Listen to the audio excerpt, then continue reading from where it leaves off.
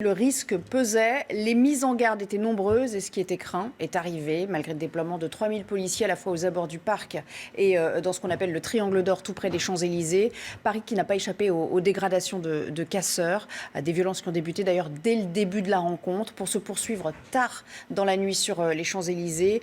À l'arrivée, 158 interpellations. On va faire justement un point avec vous, Sandra Buisson, avant d'attaquer ce débat à proprement parler, sur les interventions de la police dans le courant de la soirée et puis les suites qui ont été donnés aussi aujourd'hui. Oui, 2 temps forts et 2 lieux géographiques bien particuliers dans cette soirée post-match et pendant le match. D'abord, d'ailleurs, aux abords du Parc des Princes en début de match, notamment de supporters qui n'avaient pas pu rentrer à l'intérieur pour suivre la retransmission du match de foot. Ensuite, il y a eu un regain de tension à partir de minuit, cette fois-ci avec des petits groupes violents, extrêmement mobiles, qui allaient de rue en rue aux abords des champs pour dégrader et piller. Des individus venus spécialement pour casser, nous dit-on, qui n'avaient pas forcément le même profil que ceux qui ont perturbé le début du match aux abords du Parc des Princes. Parmi les 158 interpellations qui ont pour la quasi-totalité eu lieu après minuit, dans la deuxième épisode des violences, certains ont été pris en flagrant délit de vol ou de dégradation.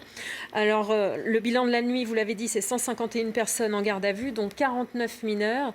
Des gardes à vue, notamment pour violence et outrage à l'égard donc des forces de l'ordre, pour vol aggravé, recel de vol, dégradation. Il y a eu une quinzaine de véhicules qui ont été dégradés, 12 magasins attaqués et 16 forces de l'ordre blessées. Merci Sandra pour ce premier bilan. On va en parler bien évidemment, et notamment avec vous, Jeanne Dauxerre. Bonjour, merci de nous avoir rejoints. On rappelle que vous êtes la maire de cet arrondissement concerné au premier chef, donc le 8e arrondissement en l'occurrence. On vous a beaucoup entendu sur les ondes et sur notre antenne ce matin. Vous allez encore nous donner votre sentiment dans un instant. Bonjour Sabrina Rigolet, vous êtes secrétaire générale adjoint du syndicat des cadres de la sécurité intérieure. Évidemment, on parlera de cet aspect sécuritaire. Est-ce que la sécurité était adéquate autour de l'événement? C'est ce que vous nous direz aussi. Vous avez le droit d'avoir votre sentiment sans langue de bois au-delà de la mission qui est la vôtre. Et puis Georges Fenech, consultant CNews pour toutes les questions liées à la sécurité justement, qui nous a fait l'amitié de rester en notre compagnie. Alors, une réaction, elles sont nombreuses les réactions aujourd'hui. Une qui était sur notre antenne ce matin. Je vous propose d'écouter Michel Onfray. Vous savez, il était interviewé par Laurence Ferrari et qui parle, lui, d'impuissance de l'État. Et il ne mâche pas ses mots. Écoutez. Évidemment, il y a 2 poids, 2 mesures, bien sûr. Pourquoi ? Ah ben ça, il faut demander au pouvoir. Je pense que le pouvoir a intérêt à ce genre de choses. C'est une façon pour lui d'acheter la paix sociale. Il sait très bien que s'il est répressif, la violence va augmenter. Donc c'est une façon de dire on n'a pas vu, on touche à rien, on fait rien du tout. Pourquoi est-ce qu'il y a autant de territoires perdus dans la République et qu'on ne fait rien du tout alors qu'on est capable justement de tabasser les gens simples et les gens modestes? Simplement parce qu'on achète la paix sociale. Mais on achète la paix sociale au profit d'une guerre civile. Sabrina Rigolet, je vous fais réagir en premier. Il y va fort quand même. 2 poids, 2 mesures. On aura bien compris la référence peut-être aux gilets jaunes, au samedi gilets jaunes, où là, il y avait des affrontements beaucoup plus directs. D'ailleurs, certains se demandent aujourd'hui où sont passés les braves. Est-ce qu'il y a 2 poids, 2 mesures aujourd'hui dans l'intervention de l'État ?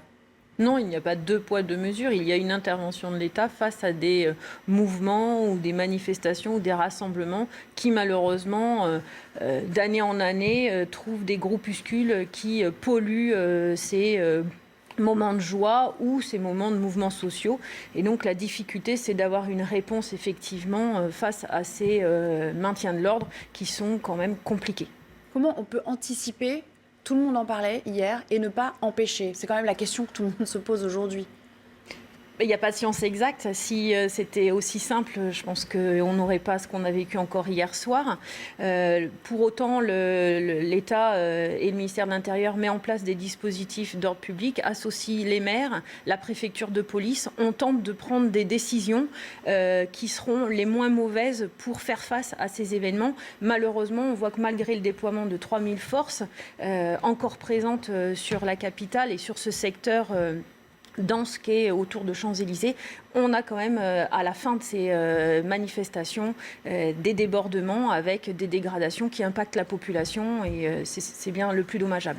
Sabrina Rigolet, c'est assez vrai. Il met l'accent, Georges Fenech, sur un point intéressant, c'est qu'on a toujours des chiffres qui paraissent impressionnants en termes d'interpellation, de placement en garde à vue, mais à l'arrivée, il n'en reste pas grand-chose. C'est-à-dire que le relais judiciaire n'est pas effectué derrière, même si je sais que vous êtes vraiment sur l'aspect police, mais quand même, il y a ce constat d'échec à l'arrivée ? Je ne sais pas si c'est un constat d'échec. En tout cas, ce qui est certain, c'est que ce soit la police ou la justice, on intervient en bout de ligne. ces auteurs qui commettent des infractions n'ont pas peur de l'autorité. C'est le problème de société globale.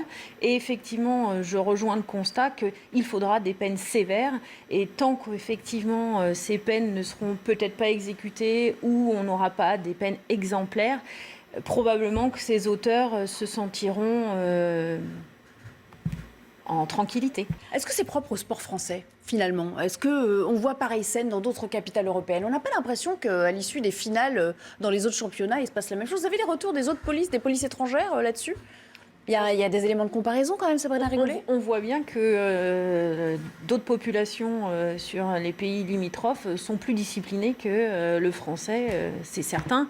Maintenant, il ne faut pas non plus considérer que tout est meilleur ailleurs. On se rappelle sur les G7 et en Allemagne, à Hambourg, ces mouvements quand même très violents aussi.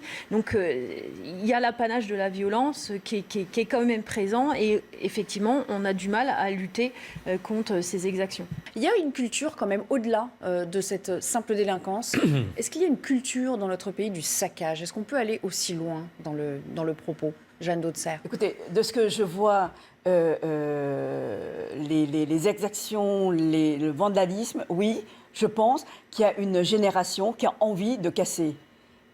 Hier soir, plaisir de se pour le défouler. plaisir de casser, pour le plaisir de provoquer les forces de l'ordre, oui, je pense qu'il y a cela. Donc les parents, parce qu'on dit qu'il y a une cinquantaine donc, de jeunes qui ont été interpellés, mais les parents, qu'est-ce qu'ils font? Ils ne se demandent pas que font leurs gamins, là, 16 ans, dans la rue. Sabrina Rigollet, une réaction peut-être? À taper sur les forces de l'ordre? Est-ce que c'est la vraie seulement question. C'est la responsabilité parentale aussi éducative? Je pense, oui. C'est en tout cas, un élément de réponse. En tout cas, que font ces 49 mineurs interpellés hier soir? Où étaient les parents? Dans ces cas-là, Sabrina Rigollet, qu'est-ce qu'on fait quand quelqu'un n'a pas de papier et ne peut rien fournir comme ça? Il peut être conduit au commissariat pour Mais ils le font réellement vérification de son identité. Le souci, dans ce c'est cadre. quand vous avez 5000 personnes présentes sur les Champs-Élysées et que si aucun n'a ces papiers d'identité, comment on va avoir des Donc c'est un cartes peu de d'épée police dans l'eau. C'est toute la difficulté de ces moments, parce que je rappelle, on nomme un peu abusivement en disant que c'est manifestation. Une manifestation, c'est déclaré en préfecture avec un encadrement. Là, on est sur des rassemblements et même des attroupements illégaux. Dans les faits, on n'a pas le droit de se regrouper, on est dans une crise sanitaire.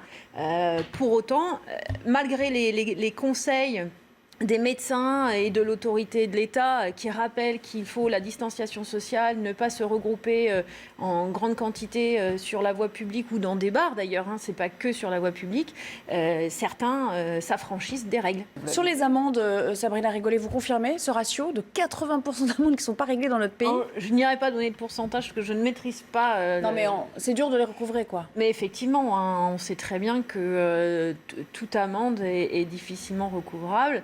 Maintenant, c'est vrai que c'est toute la chaîne pénale qu'il serait peut-être temps de réformer. C'est d'ailleurs une attente des policiers que les peines soient appliquées, soient sévères, parce que effectivement, même si pas sévère, je dirais juste, approprié à la gravité de l'infraction commise et aux troubles occasionnés à l'ordre public. Il y a une sorte de de désenchantement de la part des policiers quand ils font leur travail et qu'ils savent que ça se finit toujours soit en eau de boudin, soit sans peine particulière derrière. Est-ce qu'ils ont un sentiment de fatalisme dans leur action au quotidien? Vous voyez ce que je veux dire? Malheureusement, ben oui. On voit bien que les mouvements de policiers que l'on a pu avoir il y a quelque temps traduisent cette insatisfaction de la réforme du ministère de l'Intérieur, effectivement, de ce suivi parfois pénal sur certaines affaires. Maintenant, il ne faut pas jeter l'opprobre sur une catégorie d'agents hein, qui va être la justice. Hein. Je pense qu'on est là pour travailler collectivement en vue de faire respecter l'autorité de l'État. Et je rebondirai sur les propos de tout à l'heure en disant que malheureusement, c'est une atteinte à l'autorité globale. On voit bien que cet agent de sécurité roué de coups, cette infirmière, ce chauffeur de bus, c'est tout ce qui peut être respect de la règle et de l'autorité. Où sont passés les braves? On s'interrogeait en début d'émission. Vous savez, ces brigades brigade d'action rapide. Brigade de Est-ce qu'elles étaient en répression action? violente. Voilà. À ma connaissance, oui, l'ensemble des Ouais. effectifs de la préfecture de police, braves, mais aussi tous les collègues qui assurent le suivi judiciaire, hein, parce que quand vous interpellez 148 personnes et que vous placez en garde à vue, il faut des officiers de police judiciaire qui assurent le travail pour pouvoir, à l'issue, présenter au magistrat le délinquant. Il y a une procédure. Voilà. Il y a une procédure Ouais. à poursuivre, donc oui, pour moi, ils étaient présents.